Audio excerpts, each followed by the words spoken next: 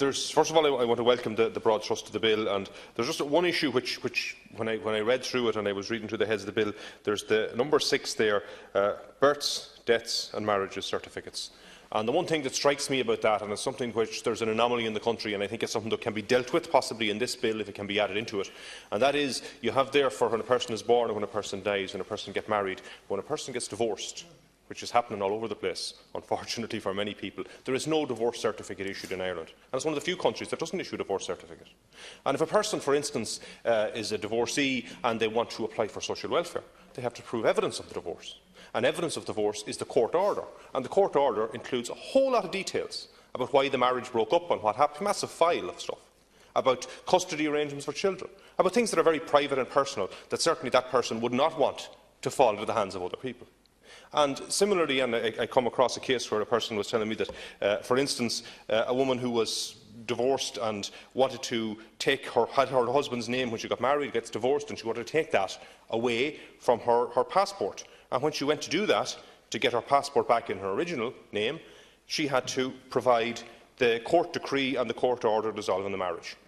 And that was, again, a whole lot of documentation, which, first of all, she had an awful job to try and get and have in place and make sure everything was right with it, but it was way over what was required. And in most other jurisdictions, I think, what they have is they have a single certificate, just like a marriage cert, which says this marriage, which was contracted on such a date, was annulled or divorced on such a date. And that's it, and it's stamped and it's clear and it's done.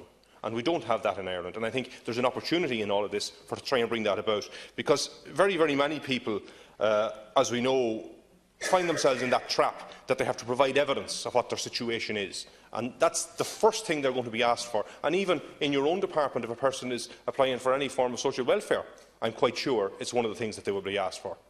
You know, and we know that sometimes separation agreements is one of the things that's asked for. But certainly there is an evidence of divorce is something I think that is often required, and there isn't a clear divorce certificate in place in Ireland. That's something that needs to be put in place. And I just wonder if the opportunity is not available in this bill to do that.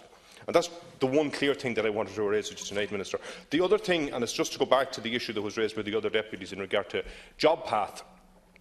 And Job Path is something which I come across probably in the last 12 or 18 months, and has been said by many, and I know it's a private company that is set up, and the idea is that it's about work activation and getting people back into employment. But you know, the experience of huge numbers of people has been so negative in regard to this.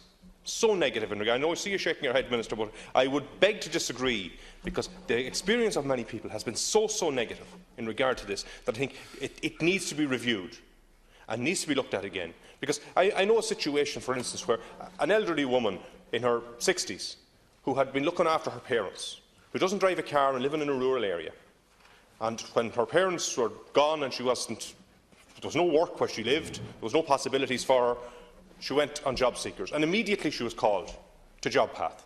She was almost 30 miles away, and she had no transport. There's no means of providing any money for her to hire a car or to get a taxi for her to go, or any of this. You know, and this woman was in total disarray as to how to handle this situation, and she was being taught how to write CVs for jobs, first of all, that don't really exist in rural County Leitrim, unfortunately, and even if they did, she's not in appropriate circumstances for her to be able to go to them. And it would suit her perfectly for some of the schemes which are in place, which were there, where there's schemes on community employment, which she was anxious to go to, but was banned to go from, because she was tied into this Job Path situation. So I think there is an issue there about how appropriate people are sometimes to be called out on the Job Path scheme.